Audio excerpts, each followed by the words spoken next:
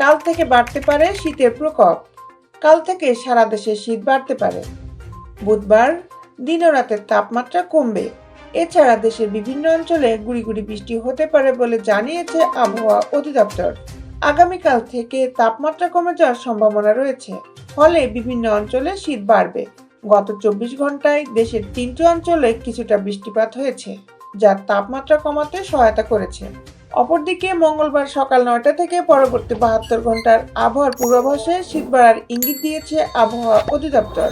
পূর্বাভাসে বলা হয়, আগামী 3 দিন অস্থায়ী আংশিক মেঘলা আকাশ সহ সারা দেশের আবহাওয়া প্রধানত শুষ্ক থাকতে পারে।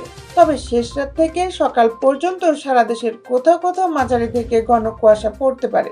এছাড়া আজ থেকে সারা দেশের রাতের তাপমাত্রা 1 থেকে 2 ডিগ্রি সেলসিয়াস কমতে পারে এবং দিনের তাপমাত্রা প্রায় অপরিবর্তিত থাকতে পারে।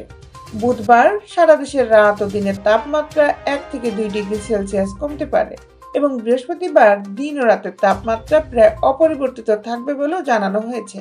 এছাড়া বর্ধিত 5 দিনের আবহাওয়ার অবস্থা পর্যালোচনায় শীঘ্রই উল্লেখযোগ্য কোনো পরিবর্তনের সম্ভাবনা নেই বলেও জানানো হয়েছে পূর্বাভাসে। দেশ বিদেশের আপডেট নিউজ পেতে আমাদের সাথেই থাকুন।